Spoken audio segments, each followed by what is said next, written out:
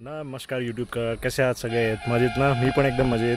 आत्ता मी चाललो आहे हनुमान धामला आणि मी आता आहे जिम कॉर्बेटमध्ये. इथून हनुमान धाम काही 13 किलोमीटर आहे. 20 मिनटामध्ये आपण पोहोचू तिथे. तर मी ऑलरेडी माझ्या हॉस्टेलमधून निघालो आहे आणि मागे जिकडे थांबलेलो जे फार्म स्टे होतं तिथून निघून आता मी हॉस्टेलमध्ये थांबलो आहे. आता इथून पुढे मी एक 5-6 दिवस हॉस्टेलमध्येच आहे. त्यानंतर आजूबाजूचा जो काही परिसर आहे तो इथून एक्सप्लोअर करूया आणि मग पुढे बघूया काय काय आहे. इकडे जंगल सफारीसुद्धा करता येतं. वाघ वगैरे आहेत पाहण्यासाठी आणि वॉटरफॉल वगैरे आहे. त्यानंतर जिम कॉर्बेटचं म्युझियम वगैरे आहे. परत त्यानंतर हनुमान धाम आहे. त्या बाजूला काहीतरी अजून नदी वगैरे पण आहे. तर एक्सप्लोअर करूया काय काय आपल्याला आज पाहायला मिळतं आहे ते. हे बघा, रस्ता आधी तुम्हाला दाखवतो कसा आहे. पूर्ण चारी बाजूला जंगलच जंगल आहे इकडे, पूर्ण चारी बाजूला. आणि इकडे हे असे साईनबोर्डसुद्धा लावलेले आहेत. जर इथे तुम्ही बघितणार ना तर इथे असं हे ॲनिमलचं साईन आहे. त्यात इकडे वाघाचं साईन आहे. रॉयल एनफिल्डने लावलेलं आहे ते. सो असे बरेच तुम्हाला बोर्ड ह्या रस्त्याने जाताना दिसतील. त्या आरामात जायचं आहे कारण इथे वन्यजीवन क्रॉस करत असतं. तर जास्त वेळ आता मी इकडे नाही थांबत कारण माहिती नाही आजूबाजूने काय निघेल बाहेर. सो चला निघूया पटापट. जसं की तुम्ही इथे आता कॅमेऱ्यामध्ये बघू शकता, माझं जे चिन माउंट तुटलेलं ते पण मी बसवलं आहे व्यवस्थित. ह्या वेळेला एमसील लावलं आहे आणि बघूया किती काळ टिकतं आहे ते. आता मी रिंगोरा जवळ आहे. रिंगोरा नावाचं एक गाव आहे इकडे, तिकडे आहे. इथून पोहोचायला आपल्याला एक 20 मिनटं वगैरे लागतील.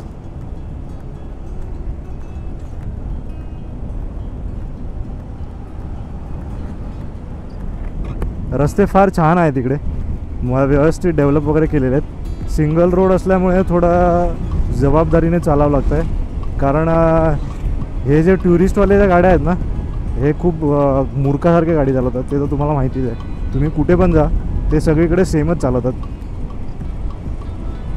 सो आता जी जीप गेली ना तशा इकडे बऱ्याच तुम्हाला जीप पाहायला मिळतील आणि ती जीप तुम्ही हायर करू शकता 5,500-6 हजारपर्यंत. कुठे कुठे अजून पण कमी आहेत. तर बघूया आपल्याला जर कुठे कॉस्ट कमी मिळते का, आणि जर मिळाली ना तर मग आपण बघूया, एक्सप्लोअर करायचा प्रयत्न करूया. आपल्याला वाघ वगैरे पाहायला पण मिळतो का ते पण बघूया. हे बघा, जसं मी तुम्हाला मगाशी बोललो की हे लोक डबल क्रॉस करतात, तर हे असं आहे ते. हा एक इकडे मस्त डॅम लागला आहे, बघू शकता तुम्ही. मस्त साईडला एकदम त्याच्यावरून आपल्याला जायचं आहे त्या बाजूला. इथे असं थोडं थांबावं लागतं कारण त्या ब्रिजवरून एका वेळेला एकच गाडी पास होऊ शकते. तर आपल्याला आपली बाजू येईपर्यंत आपल्याला थांबावं लागतं. हे बघा कसं बनवलं यांनी. सो आय होप आपण ह्या बाजूने जाऊ शकतो. थोडं बस वगैरे आलेत पण जाऊ शकतो.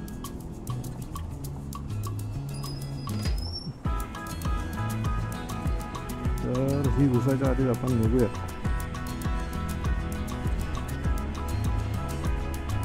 पूर्ण नदी जी आहे ती सुकली आहे एकदम. आणि हा जो डॅम यांनी बनवला आहे कशासाठी बनवला आहे त्यांना त्यांचंच माहिती.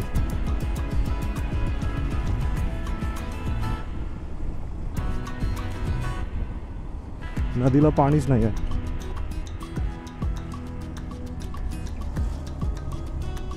अल्मोडा 140.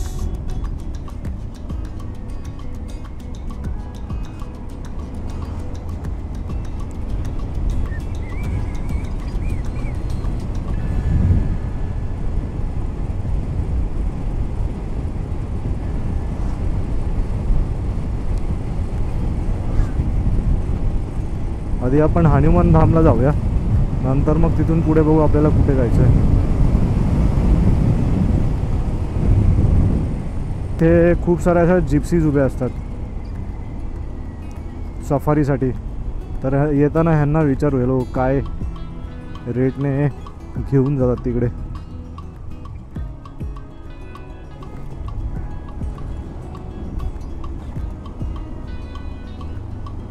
नैनिताल 61. मस्त बघा किती भारी, एकदम मस्त हिरवीगार झाड आहे इकडे. आणि जंगलाच्या आतून आपण चाललो एकदम.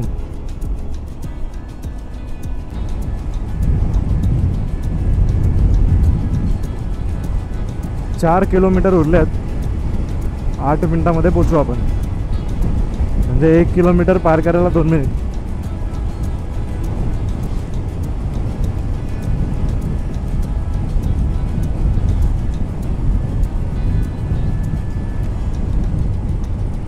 आज मंगळवार आहे बाय द वे, आणि तिकडे गर्दी असण्याची शक्यता आहे. त्याला ह्याचं काय करायचं बोला. आता इथे जागा पण नव्हती जिथे मी थांबलो तिथे. अशा लोकांचं काय करायचं मला नाही कळत आहे. कंप्लेंट करू शकतो का आपण ह्यांची कुठे? कृपया असेल तर मला सांगा कमेंट करून.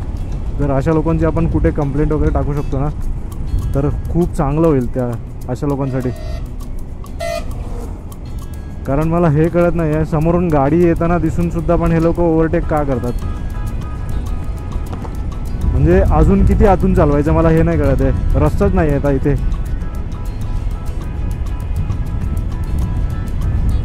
आणि हे असे एकदा दोनदा नाही, बरेचदा प्रसंग येतात. मी तर जवळजवळ माझी गाडी थांबवलेली, जवळजवळ फक्त 1-2 किलोमीटरचा स्पीड असेल गाडीमध्ये बस. तर आता आपण मेन जंक्शनजवळ पोचलो आहे. इथून 1-1.5 किलोमीटर आहे हनुमान धाम आतमध्ये. आपल्याला राईट साईडला जायचं आहे. पुढून एक टर्न आहे तो घेऊन. तिकडे थोडं गर्दी पण असते. जेव्हा मी मागे इकडे येत होतो ना तेव्हा बरीच गर्दी होती, पण आज नाही आहे इकडे. खूप चांगलं आहे.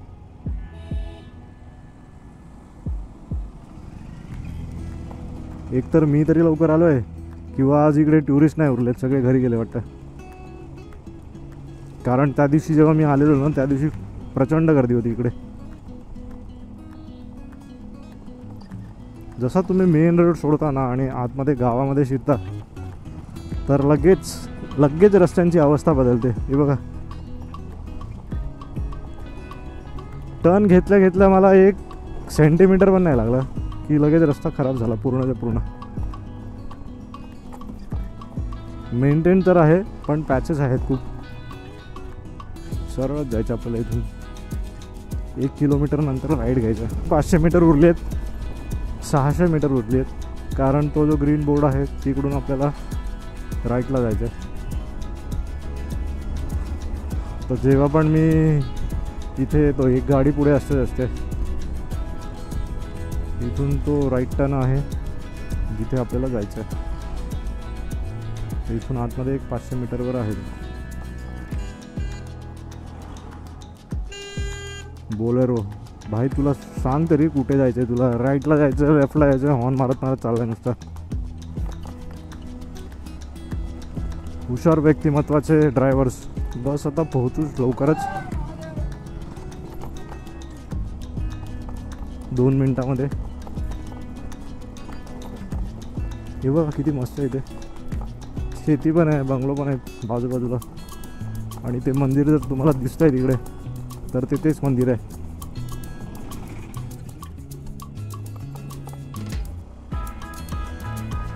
हे बघा, ते आहे समोर हनुमान धाम. अतिशय सुंदररित्या बनवलेलं आहे लाल दगडांचं. तर इथे कुठेतरी आपल्याला पार्किंगला जर जागा मिळत असेल तर गाडी पार्क करू आणि पुढे जाऊ.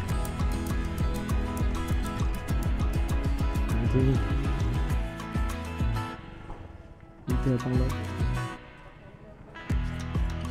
पुढे बघूया आपण. हे लोक पैसे मागतील नंतर. थोडंसं पुढे गेलो की आपल्याला पार्किंग वगैरे पण मिळतात आपल्याला. त्याचं काही टेन्शन नाही घ्यायचं कधी पण. तर हे काही आहे असं हे देवस्थळ पूर्ण लाल दगडांनी बनवलेलं आहे आणि एकदम भारी आहे एकदम. तर आतमध्ये जाऊन बघूया आपण कसं आहे लवकरच.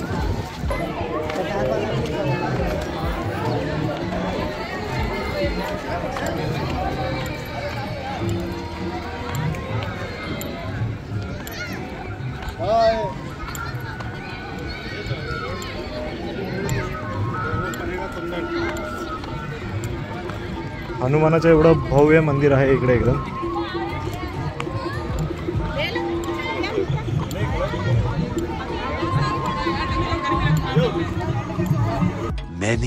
many minutes later. तर इकडचं तर माझं झालेलं आहे. 5-10 मिनिटामध्ये माझं इकडं झालं. आता मी जातो पुढे. अजून डिसाईड नाही केलं कुठे जायचं आहे, तर बघूया. दर्शन वगैरे झालं, आता आपण जाऊया आता पुढे. अजून डिसाईड नाही केलं कुठे जायचं आहे. So let's see. जरा इथून बाहेर पडूया, कुठेतरी शांत असं जागा बघून जिकडे सावली वगैरे असेल तिकडे थांबून आपल्याला काही नवीन प्लेस मिळते का ते बघूया आणि मग पुढे जाऊ. 10 ते 15 मिनटासाठी फक्त माझी गाडी उभी होती बाहेर उन्हामध्ये, पण पूर्ण कशी तापली एकदम. मी जेव्हा पण रेकॉर्ड करायला घेतो ना, हे 4 व्हीलरवाले माझ्या माहिती नाही पुढे कुठून येतात, रिकामा रस्ता सोडतच नाही माझ्यासाठी ते.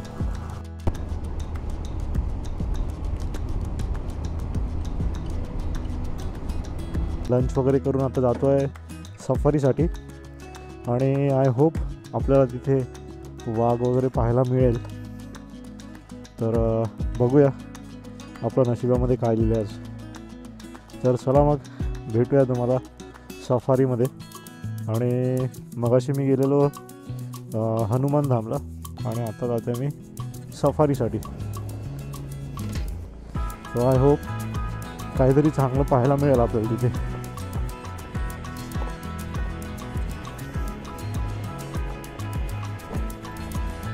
हा काही असा रस्ता आहे इकडे हॉस्टेलमध्ये येण्यासाठी. जे माझा आधीचं अकोमोडेशन होतं ते मी सोडलं आणि आता मी आलो आहे हॉस्टेलमध्ये राहायला. आणि इथून मला तिथे सफारी पॉईंटवर जायला एक 20 ते 25 मिनटं लागेल, कारण बऱ्यापैकी दूर आहे ते. सो अशापैकी एक आपली एक जीप असेल ज्यामध्ये आय होप अजून कोणी असू दे तर मला स्वस्तात पडेल. नाहीतर मग जेव्हा तुम्ही पूर्ण जीप वगैरे घेता ना तर 5,500-6 हजार रुपये घेतात ते. तर आता मी त्याला 1,000 रुपये ॲडव्हान्स म्हणून दिला आहे आणि बघूया आपल्याला जर कोणी अजून भेटत असेल ना तर मग चांगलंच आहे. म्हणजे आपला जो कॉस्ट आहे ती हाफ होऊन जाईल, असं तर तो मला म्हणालेला मगाशी. इसको किधर जाने का रे, इसको इधर आने का है शायद. आएंगे तो ठीक. इकडे रस्ते जरा लहान लहान आहेत ना, त्यामुळे मग आहे ना गाडी सिंगल टर्नमध्ये पूर्ण टर्न नाही घेत.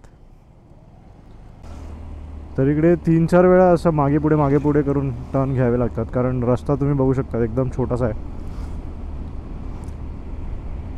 त्यामुळे थोडं ट्रॅफिक जॅम होतं कधी कधी, पण खूप कमी असतं तसं.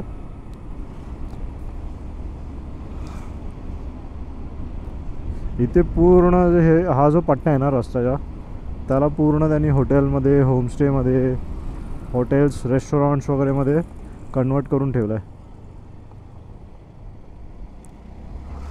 तर ते एका प्रकारे चांगलं पण आहे, कारण बरेच ऑप्शन्स मिळतात. आणि एका प्रकारे जरा वाईट पण आहे, कारण इथे वन्यजीवन आहे, तर ते डिस्टर्बसुद्धा होतं त्यासोबतच.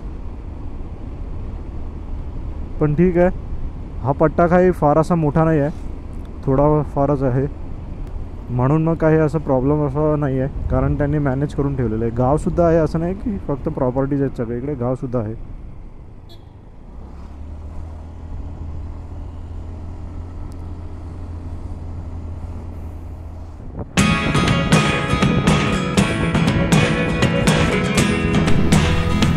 एक 10-15 मिनटानंतर ड्राईव्ह केल्यावर मी माझ्या जीपमध्ये बसलो आणि माझी स्कूटी जी आहे ती पार्किंगमध्ये ठेवून ह्यांच्यासोबत, ज्यांनी आमची जी जीप ऑर्गनाईज केली होती त्यांच्यासोबत आम्ही निघालो. तर लकीली माझ्या जीपमध्ये आणखीन एक कपल भेटले, सो त्यांनासुद्धा आम्ही अकोमोडेट करून घेतलं आणि आमची जी कॉस्ट होती सफारीची ती आम्ही हाफ घेतली. म्हणजे 5,500 रुपये तो मला म्हणालेला इनिशियली, तर मी त्याला 2,500 रुपये देणार होतो, पण शेवटी 2,000 रुपये दिले. आणि त्यांनी किती दिले त्याबद्दल मला काही कल्पना नाही. मला तो 2,500 बोलला होता, पण मी त्याला बार्गेन करून 2,000 रुपयेच दिले. 1,000 रुपये मी ऑलरेडी त्याला दिलेले, नंतर वरून 1,000 रुपये अजून दिले त्याला मी. एक महत्त्वाचं तुमच्यासाठी सगळ्यांसाठी की जेव्हा पण तुम्ही इकडे जिम कॉर्बेटमध्ये येता ना सफारी करण्यासाठी, तर तुम्ही जास्त लोक असतील तर खूप चांगलं आहे, नसेल तरी पण तुमचं असं जुगाड वगैरे होऊन जातं कुठे ना कुठेतरी, कोण ना कोणतरी. इवन रस्त्यावरती पण जर तुम्हाला कोणी असे दिसले फिरताना, ते सुद्धा असे बघत असतील आणि जर कमी लोक असतील ना, तर तुम्ही विचारू शकता किंवा त्यांच्या ग्रुपमध्ये जाऊन सामील होऊ शकता. दुसरं असं आहे की जंगलच्या आतमध्ये जायला जेव्हा तुम्ही सफारी करता ना, तर प्रत्येक व्यक्तीचं किंवा प्रत्येक ग्रुपचं जेवढे लोक आहेत तेवढ्या लोकांचं त्यांची नावं, आधार कार्ड वगैरे त्यांना द्यावी लागतात. तर त्याचं एक परमिट निघतं आतमध्ये जाण्यासाठी. तर ते परमिट हे लोक आत जाण्याच्या आधीच काढतात. तर आम्ही जेव्हा गेलेलो ना, तर ह्याने आमचं परमिट काढलं नव्हतं. आमच्याकडून डॉक्युमेंट तर घेतलेलं पण परमिट काढलं नव्हतं. जेव्हा आम्ही गेटवर गेलो तेव्हा त्यांनी त्याचं परमिट काढलं.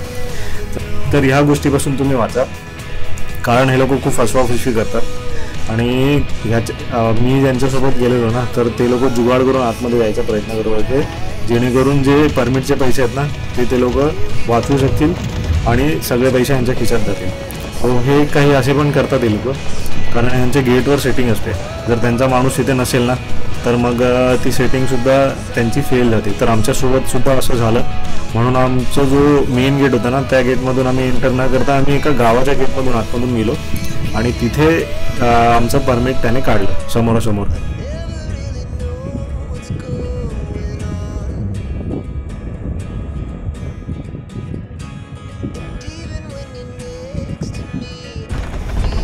आता जवळजवळ 1-1.5 तास झाले आम्ही फिरतो आतमध्ये. अजून तरी जॅकल वगैरे सोडून काही आम्हाला दिसलं नाही. 1-2 पक्षी वगैरे दिसले आणि फार वेगळे पक्षी दिसत आहेत. वाघ अजून तरी दिसला नाही आहे, तरी बघूया. We are hunting for them, म्हणजे शोधतो आहे, मारणार नाही त्यांना. रस्ता बघा मस्त एकदम. इकडे बाईक चालवलं तर मजा येईल एकदम. सगळ्यात भारी तर स्क्रॅम्बल. समोर वातावरण बघा जबरदस्त.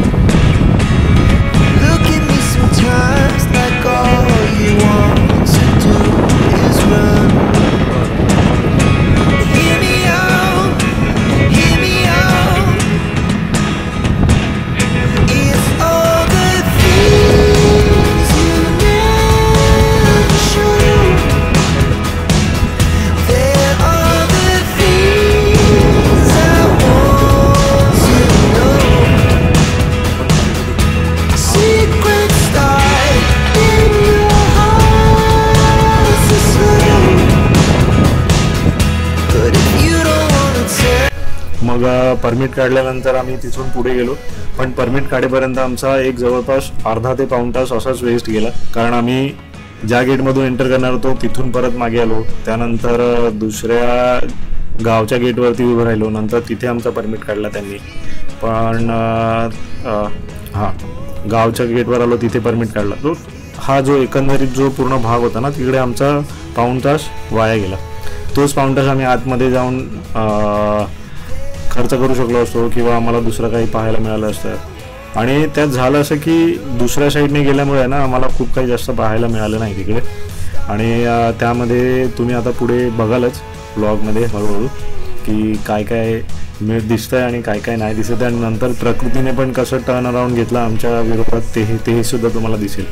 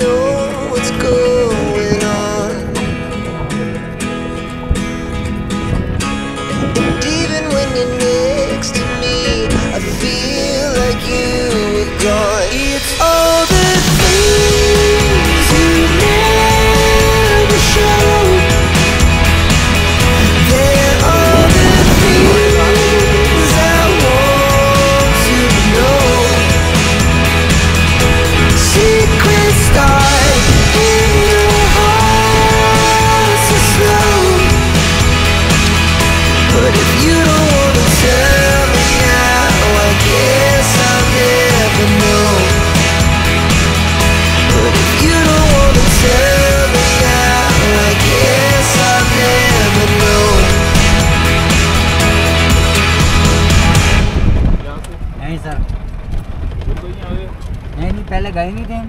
यहाँ से नहीं गए ना, ऐसे पहले भी था शायद। नहीं सर, कोई नहीं था। ये क्यों ऐसे लगा के रखे हैं? ये तो ऐसी बाउंड्री कर रखी है ना, यहाँ पर छोटे छोटे पेड़ लगाए गए हैं ना सर। हाँ हाँ, हाँ। खेती कार बाड़ी होगी। फेंसिंग कर देंगे यहाँ पर। अच्छा, यहाँ पर जो है ये स्टे के लिए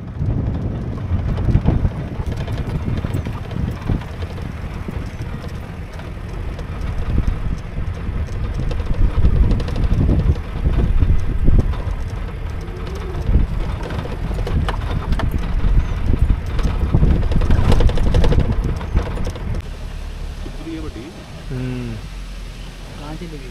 वो यहीं पे झाड़ के पीछे थोड़े आगे चलो बस, धीरे धीरे धीरे धीरे आगे चलो, जाइए। वो देखो पेड़ के यहाँ पे।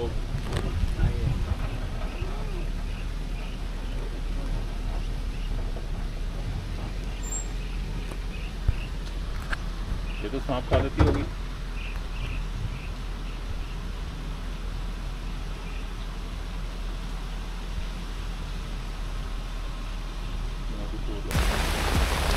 अचानक सुरू झालेल्या पावसामुळे सीट बदलली आहे मी आणि येऊन केबिनमध्ये बसलो.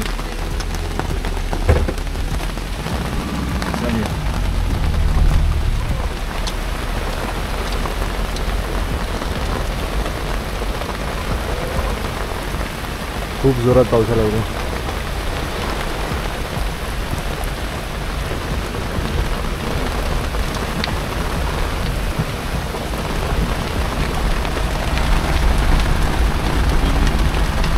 जोन से हम गेट पे नहीं आए थे सर।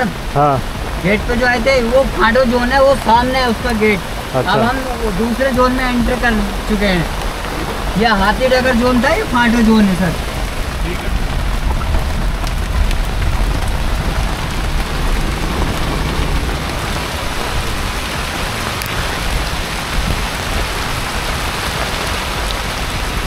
खतरनाक जोरात पाऊस सुरू झाला एकदम.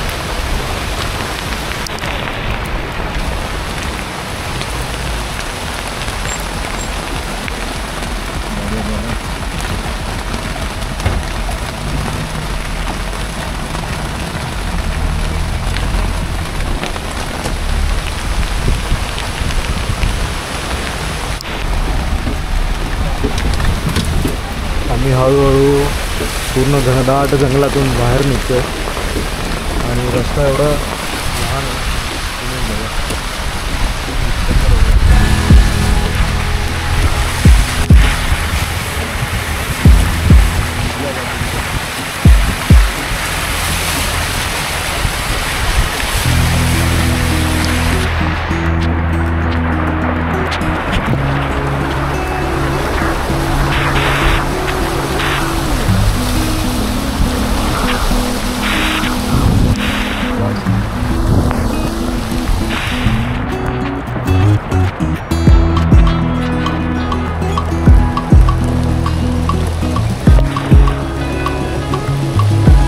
पुन्हा जंगलाच्या बाहेर आलो.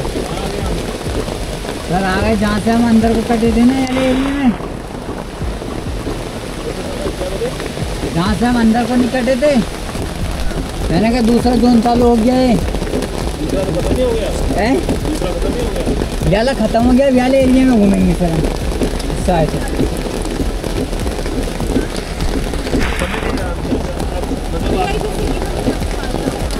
ये फाटो जोन था ना सर, मैंने कहा ना दूसरा जोन चालू हो गया जहाँ से हम आए थे, गेट जो उतारा था। अब याला जोन खत्म हो गया, हमारा हाथीडगर वाला जो जोन है जहाँ से हमने एंट्री ली थी मैम, ठीक है, इस रिवर से पल्ली तरफ अब वाले जोन में घूमेंगे। बाहर का भी यही है ना, अब घूमते काम तक जाएंगे। यस आपको घूमना है या बाहर जाना है? अभी बाहर नहीं है, अभी 1-1.5 घंटा लगेगा बाहर के लिए। अभी नहीं जाना है बाहर। घुमाओ फिर, घुमाओ.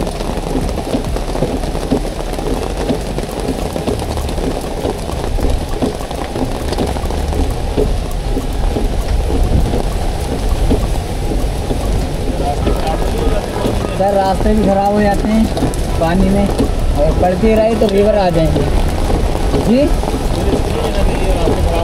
हाँ नहीं, आराम से चल रहा है, घूमते घामते आराम से 6:30 बजे निकलेंगे गेट से हम। जिस गेट वो वाले गेट से हमने एंट्री करी थी ना, 6 बजे निकल जाएंगे, 6 साढ़े 6 बजे।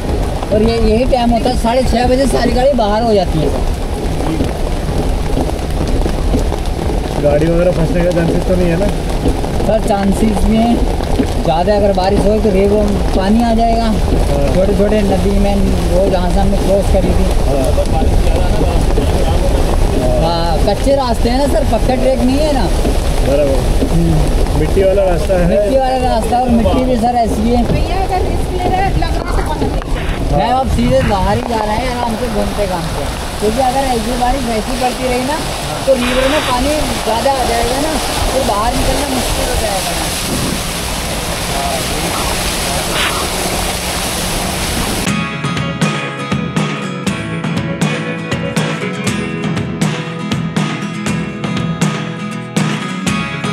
Never really know what's going on. Look at me sometimes like all you want to do is run. Hear me out, hear me out. It's all the things you never show.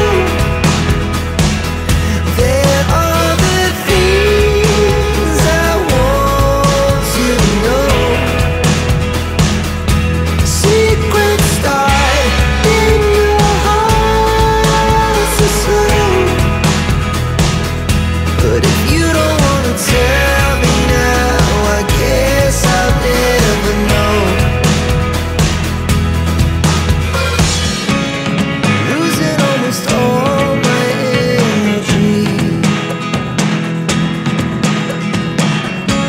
It's getting hard to talk to you, and I'm the only one who speaks. It's all the things you never show. There are the things I want to know. Secrets start in your heart so slow. But if you don't wanna tell me now, I guess I'll never know.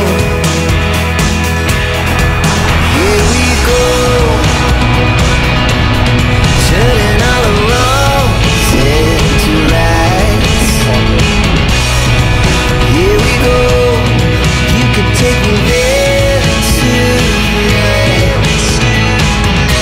Whoa, this life is all. Whoa, I can't stay if you can't let it go. I never really know what's going on. And even when you're next to me, I feel like you were gone. It's all the things you never show. There are the things I want to know. Secrets start in your heart so slow. But if you don't wanna tell. तर हा काही होता माझा आजचा असा blog. जर तुम्हाला आवडला असेल तर नक्की लाईक करा आणि सबस्क्राईब करा, आणि बेल आयकॉनला सुद्धा प्रेस करा, जेणेकरून तुम्हाला पुढचे येणारे व्हिडिओज त्याबद्दल नोटिफिकेशन मिळेल.